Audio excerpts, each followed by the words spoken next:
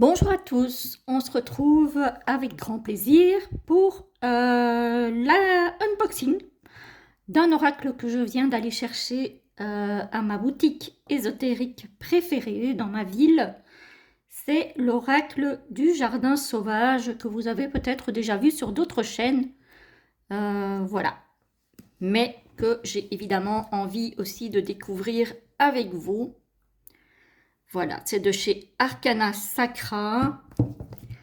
Il a été créé par Lorlias Wood, si je lis bien. Voilà. Donc, qui dit Arcana Sacra, normalement, dit très bonne qualité. On va donc l'ouvrir, puisque je ne l'ai pas encore découvert. Enfin, je l'ai déjà vu passer sur certaines autres chaînes, mais je ne l'ai pas encore eu en main. Voilà. Et donc, il est à combien donc 28 €. Je ne savais déjà plus combien je l'avais payé. Alors, on va enlever le blister, qui est de bonne qualité aussi. Hop. Zou. Il y a des blisters qui se déchirent. Celui-ci tient le coup.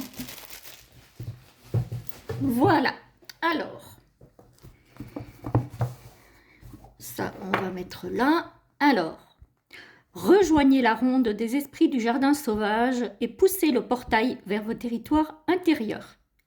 Esprit liminal, le jardin peut être un gardien autant qu'un passeur et l'initiateur de notre reconnexion à nous-mêmes.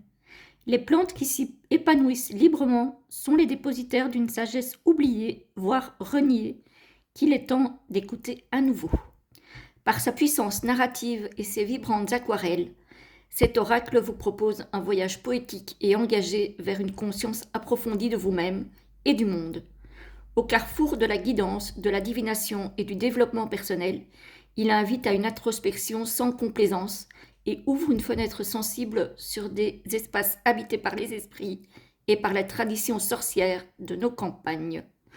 J'adore déjà l'introduction. C'est un oracle de 50 cartes quand même et un livret explicatif en couleur de 192 pages. Voilà, voilà. Et ici, on a le logo comme quoi le packaging, le carton est recyclable. Voilà, tout est recyclable dans le jeu. Voilà, voilà. Ce sont les nouvelles normes, paraît-il, européennes. Alors, on va ouvrir ce très joli coffret. Oh là là là là, j'adore. C'est magnifique. C'est sublime. Je ne sais pas ce que vous en pensez. Alors, je vais refermer pour vous montrer quand même le contour. Alors, déjà, l'avant est très très beau. On est d'accord. Voici les contours. Voilà, très très joli. Et donc, l'intérieur du coffret, on a des encoches ici pour pouvoir ouvrir facilement. Le couvercle, il est à tomber. Voilà, l'intérieur du couvercle, il est à tomber par terre. Voilà, on a le livret qu'on va regarder. On a les cartes qu'on va regarder aussi. On a l'intérieur du coffret comme ceci. J'aime beaucoup ce vert. C'est très très beau. C'est un petit peu un vert sauge, je dirais. Et on a évidemment, qui dit Arcana Sacra, on a évidemment une très très belle illustration en dessous du carton. D'ailleurs, c'est ce qui me fait dire que le carton là, c'est un petit peu dommage. Mais bon, après, c'est très très beau. Vraiment, c'est très très beau. Bon, alors le cordon, j'aimerais bien qu'il passe là-dedans, mais je ferai ça après. Donc, vraiment très très beau coffret. Alors, le livret. Très très belle couverture déjà. semi-rigide. Pas tout à fait souple, pas tout à fait rigide non plus. Semi-rigide, j'ai envie de dire. Hein. Comme d'habitude, du papier glacé. Recyclé. L'oracle du jardin sauvage. Et c'est donc une édition mai 2025. Je pense qu'il est sorti le 7, me semble-t-il. Voilà, imprimé en Chine. Bon, ça, voilà. Hein. Les illustrations de Lorlias Wood. Création graphique et mise en page, Loana Trifot. Voilà, voilà. Alors, on a un à propos de l'autrice avec sa photo. Regardez comme c'est beau. Ah oui, je suis déjà, je suis déjà amoureuse. C'est magnifique. Aux esprits de mon jardin et de mon territoire picard qui m'ont rendu à moi-même et me transmettent chaque jour leur précieuse sagesse. À Lyra et Ivy, mes enfants de poils et de griffes, petite comète partie coup trop tôt. À mon mari pour le soutien, les encouragements et l'ouverture d'esprit donnée à la plante, parfois récalcitrante que je suis. J'aime bien. J'aime bien. Alors, on a un sommaire, avec toutes les pages sont bien décorées là, avec l'introduction. On a plusieurs chapitres dans l'introduction. On a l'oracle du jardin sauvage, les conseils d'interprétation, les saisons et seuils, le temps qui passe dans le jardin sauvage, les 2 cartes à connaître, la bonne étoile et l'amplificatrice, des propositions de tirage. Alors, on en a 1, 2, 3, 4, 5, 6, 7. 7 propositions de tirage quand même. Hein. On a les cartes, alors qui sont divisées en plusieurs catégories. On a la catégorie des rencontres, où on a les lavandières, la mer sur eau, le grimoire sauvage, la lune, le miroir brisé, la lune, la tempête, la haie, le visage dans la pierre, la vieille cueilleuse, la bête. Ensuite, on a la catégorie des cycles, avec le seuil de la vie, le printemps, le seuil de la forêt, l'été, le seuil du foyer, l'automne. Donc on a à chaque fois un seuil, une saison. Le seuil de la mort, l'hiver. Ensuite, on a la graine et le fruit, la racine, la feuille, la fleur.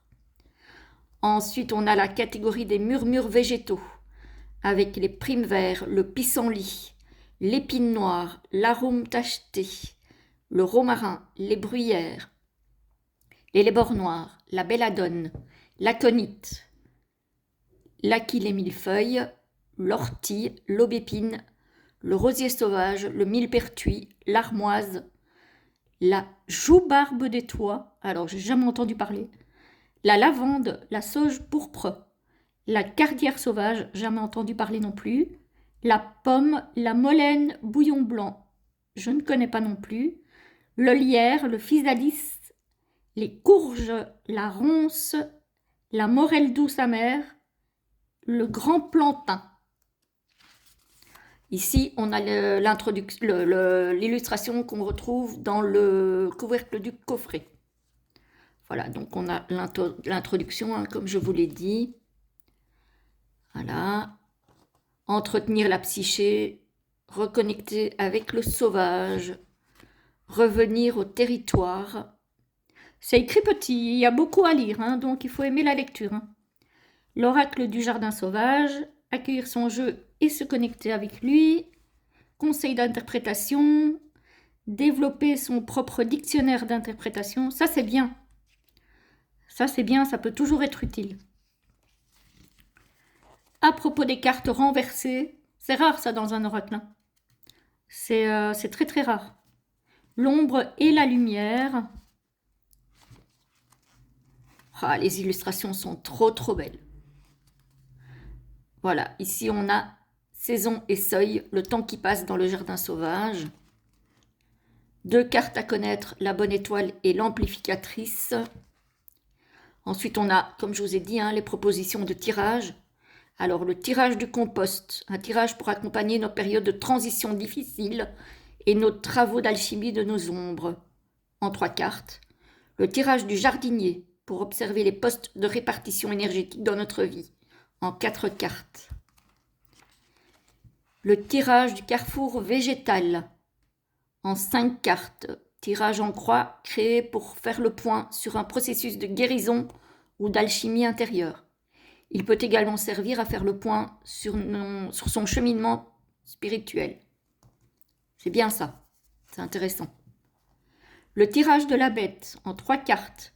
Ce tirage peut être réalisé en présence de l'esprit de la bête.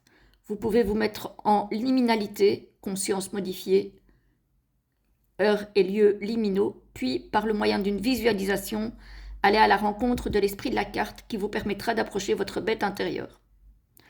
Donc ça, c'est déjà pour les personnes un peu plus initiées, je pense. Le tirage de l'allié végétal. Un tirage pour découvrir un esprit végétal qui souhaite cheminer avec nous en ce moment. Le tirage du jardin sauvage. Ce tirage vous propose de partir en promenade dans le jardin afin de glaner des conseils pour mieux faire face à une situation qui nous préoccupe. Tirage des 4 domaines. Ce tirage correspond en réalité à 4 tirages qu'il convient d'effectuer séparément pour chaque domaine. Et oui, pour pouvoir utiliser évidemment toutes les cartes à chaque fois. Il permet de scanner la bonne santé des 4 grandes sphères de réalisation de notre vie, en utilisant chaque carte élément comme signifiant. Très intéressant.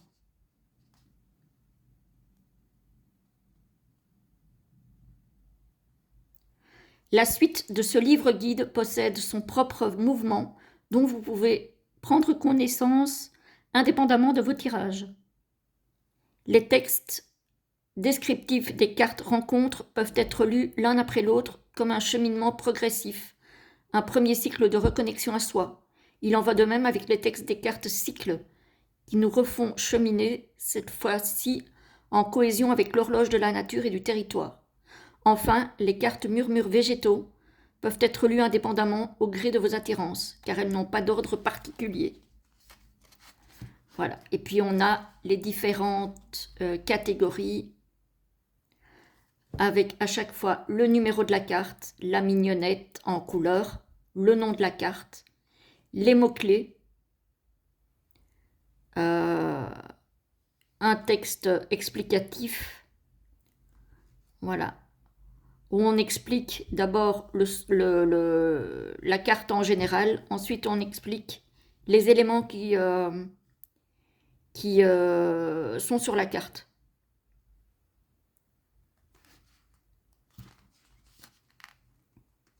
Voilà. Et on a ça pour toutes les cartes. Très très beau livre. Ici aussi on a des illustrations de racines ou de branches. En filigrane comme ça sur ça c'est l'illustration du coffret, du couvercle. Vous voyez, on a de très très belles illustrations sur tout le livre. Il est vraiment très très beau, hein. Ouais, et il y a beaucoup à lire. Il est très très intéressant, hein. Il y a aussi, alors, pas pour... Je regarde si c'est pour toutes les cartes. Mais non, c'est pas pour toutes les cartes. Pour certaines catégories, on a un approfondissement. On a d'abord un petit texte, un approfondissement de la carte et des questionnements. Vous voyez, pour faire du journaling, hein, du travail de l'ombre. Voilà. Ici aussi, hein, c'est pour les végétaux, on a le murmure végétal, l'approfondissement. Voilà, et ensuite on a des questionnements. Par exemple, ici pour la belladone, on a quels sont les fantasmes qui m'aveuglent? Quelle obsession nuisible dois-je pourfendre à l'intérieur de moi? Quels sont les sujets que je regarde avec des œillères? Dans quel domaine de ma vie me complais-je dans un cocon limitant? Comment en sortir? Quel lien dois-je couper net pour le bien de ma réalisation? Il est très très intéressant. Ouais, j'aime beaucoup beaucoup. Voilà. Ici, on a les annexes. Voilà, avec les cartes pouvant définir la durée et la rapidité. Donc, on a des cartes de temps, hein. Par exemple, lent, la carte d'air sauvage, long, la joue-barbe, arrêt, retard, l'hiver, la tempête, rapide, le printemps, foudroyant, la conite, avance bien, l'été, la ronce, sans retour, la belladone. Les cartes pouvant répondre par la positive ou par la négative. Voilà, on a le plutôt oui, le plutôt non, le non. Le visage dans la pierre, c'est tu verras bien. Et la rune, c'est tu connais déjà la réponse. On a un tableau de combinaison thématique. Ça, c'est bien, un petit tableau récapitulatif. Il est hyper complet, ce jeu. Ça va être un vrai régal. Ensuite, on a la bibliographie et les sources. Voilà, avec toutes les publications en langue française, en langue anglaise. Les publications en ligne. Voilà. Il est très très beau. On voit qu'il y a beaucoup de recherches pour ce jeu. Alors, justement, le jeu, venons-y. Alors, on a les tranches neutres. Ça, j'aime bien, moi, chez Arcana Sacra. Les tranches sont neutres. Perso, je préfère. Voilà. Le dos, il est comme ceci. Donc, on a l'intérieur du coffret. Voilà. Je trouve que ça va très très bien avec le thème du jeu, hein. Les cartes ne sont pas grandes. Alors, je vais vous montrer avec un tarot. Il faut que je trouve un tarot. Hop, hop. On va prendre celui-ci que j'utilise beaucoup en ce moment. Hop. Là, les cartes sont plus petites. Voyez? Elles sont plus petites en hauteur, mais plus larges qu'un tarot. Voilà, comme ça, vous avez une comparaison. Alors, les tranches sont neutres, je vous l'ai dit. Les cartes sont d'excellente qualité, c'est Arcana Sacra. Elles sont mates. Voilà. Et c'est sublime. Les lavandières. J'adore les couleurs. La mer sur eau. Avec des petits lapins ou des lièvres, je ne sais pas exactement. Un oiseau. J'adore, j'adore. Le grimoire sauvage. Les illustrations sont sublimes. L'Alrune, je vous en ai parlé dans le bouquin. C'est drôle parce qu'on dirait, des racines et en même temps, on dirait un corps féminin, je dirais, avec une espèce de robe, un bras, peut-être un autre bras qui tient une petite branche là. Ça me fait penser à un corps. Je sais pas, vous me direz, mais ouais. Le miroir brisé. Oh, qu'est-ce qu'elles sont belles ces cartes. Et en plus, ce que j'aime bien, c'est qu'on a un encadrement, mais qui, du coup, fonctionne très très bien avec le jeu. Et l'illustration dépasse cet encadrement. J'aime beaucoup. Et le cartouche avec le nom de la carte ne prend pas trop de place. et se fond dans la carte. La tempête. Oh, c'est beau.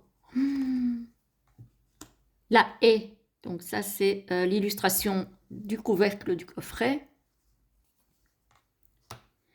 Le visage dans la pierre. Magnifique.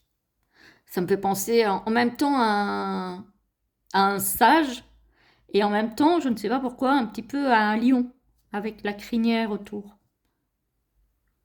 Vous allez me dire que j'ai de l'imagination peut-être, hein, mais ouais, ça me fait penser, y compris à une personne d'un certain âge et un petit peu à un lion.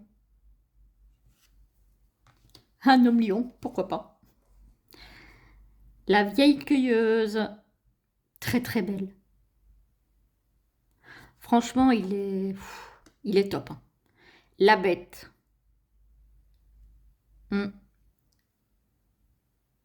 Celle-ci, je sais pas. Elle est un petit peu dérangeante, je trouve. Alors, elle est belle, hein. Mais là, ça me perturbe un petit peu. J'irai lire ce qui est marqué dans le livret sur cette carte. Le seuil de la vie. Avec ce paysage enneigé. Le printemps. Oh, elle est belle. Le seuil de la forêt. J'adore. J'adore. Elle me fait penser un petit peu celle-ci au tarot des esprits de la forêt enchantée. L'été. Celle-ci me fait penser à la roue de la fortune du tarot. Vaguement. Le seuil du foyer. Ah, il est vraiment magnifique. Hein. L'automne.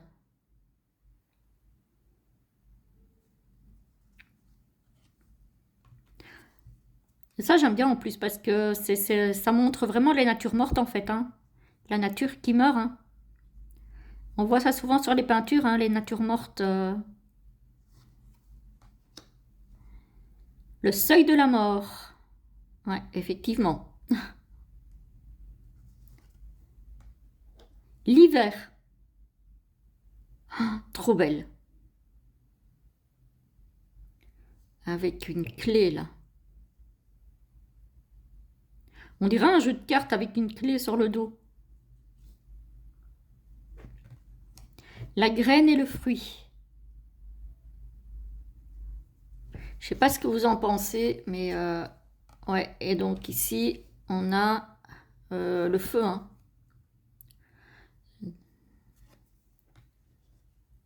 La racine. Là, c'est clairement l'élémentaire. Hein.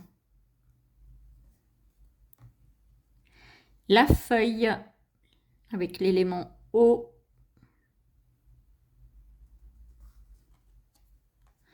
La fleur avec l'élément air, avec tout ce qui s'envole là. Les pétales qui s'envolent au gré du vent. Les primes verts.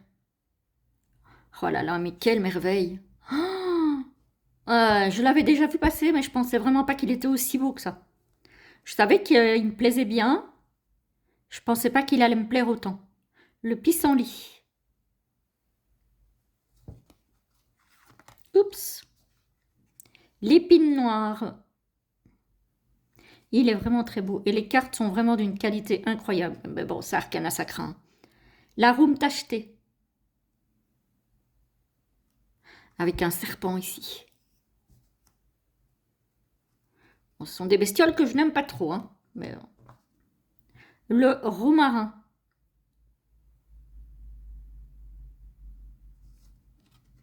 Oh là là, elle est belle celle-ci.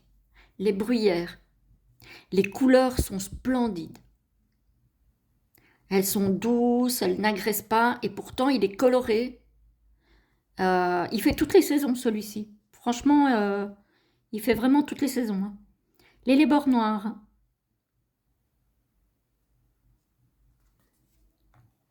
La belladone.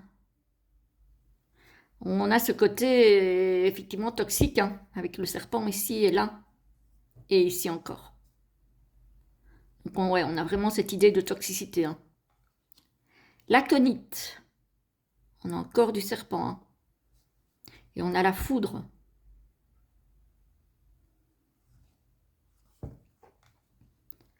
L'Aquilée millefeuille.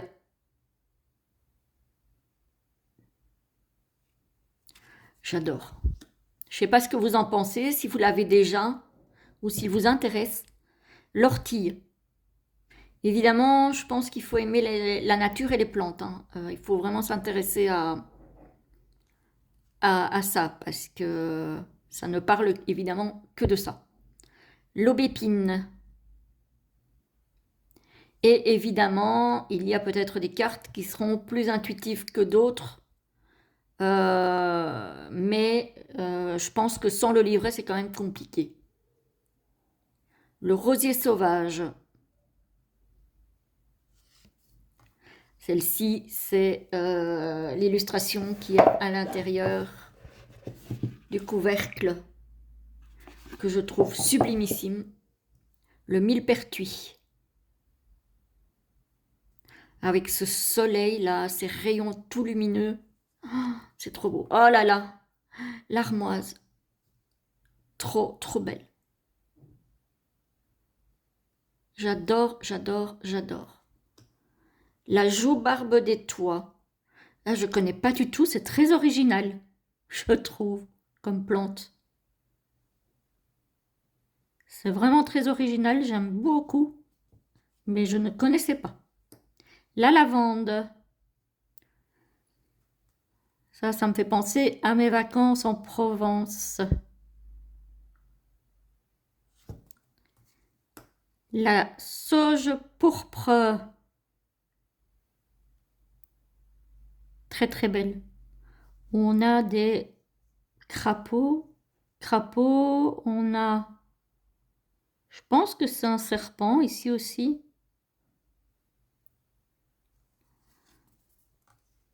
La cardère sauvage. Je ne connais pas non plus. C'est beau, hein? La pomme. Bon, ça, on connaît tous. L'illustration est trop, trop belle aussi, hein. Vous allez me dire, je dis ça à toutes les cartes, mais franchement, elles sont splendides. Hein. La Molène bouillon blanc. Alors, inconnue au bataillon aussi, en tout cas de mon côté, avec ce ciel étoilé là, et ces deux bougies, enfin ces deux cierges bougies, c'est trop beau. J'aime trop. Le lierre, ça on connaît aussi, hein, le lierre. Le physalis. Ça me fait penser au torchon que Célia Mélesville a créé et qu'on peut retrouver sur son site, qui sont très très beaux aussi. Alors moi, je ne l'en ai pas encore acheté, mais j'ai envie d'en acheter, mais pas pour l'utiliser dans la cuisine, parce que je trouve ça trop dommage. J'en achèterai bien un que je prendrai, j'utiliserai en tapis de tirage. Parce que les torchons qu'elle a créés sont trop beaux, donc j'ai vraiment pas envie de les utiliser dans la cuisine, où on peut effectivement les utiliser, les tâcher, et puis les tâches qui ne partent plus au lavage, c'est trop dommage. Les courges. La ronce. Oh, une souris. Oh, quelle horreur. Mais elle est belle quand même, mais non. La morelle douce amère. Ça me fait penser à des groseilles ou à des cerises.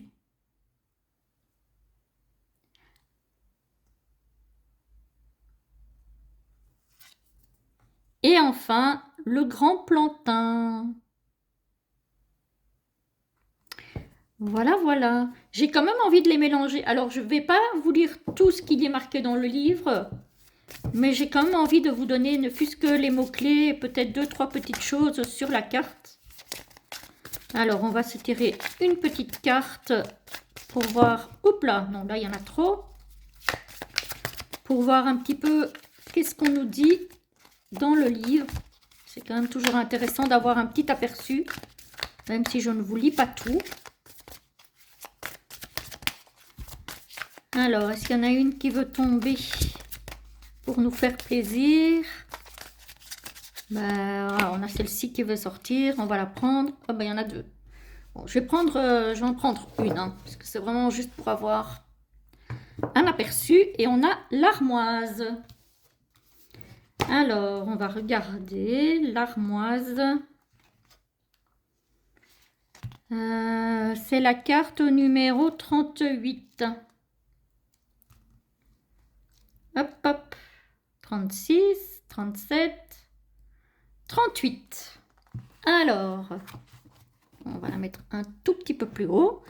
Alors, l'armoise, les notions clés sont les rêves, le voyage, l'envol de l'esprit, la chasse, traque onirique, la lune, manifestation créatrice, espace sauvage. Ah oui, j'ai oublié de dire qu'on a le nom en latin aussi en dessous. Hein. Alors, donc, on a le murmure végétal, on a l'approfondissement. Donc, ici, la nuit peint dans le ciel étoilé un étrange et merveilleux spectacle coloré. Seule sur son mont herbacé, l'armoise semble animée d'une pâle lueur autour de laquelle gravite une phalène réticulée et un bombix cubrin. Bombix cubrin, ce sont les deux papillons que vous voyez là. Voilà, on le dit, hein. Deux papillons crépusculaires à nocturne. Son feuillage à dos argenté scintille sous une lune bientôt éclipsée. Dans le folklore, on la trouve mentionnée au rang des plantes qui éloignent le mauvais œil et chassent le diable. Elle immuniserait contre le poison et les airs pestilentiels.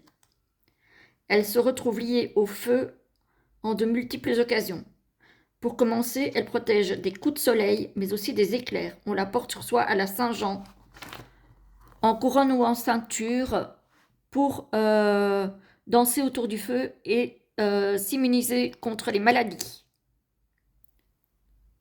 Selon les folklores allemands et belges, tiens, elle brise les envoûtements sur les humains et le bétail.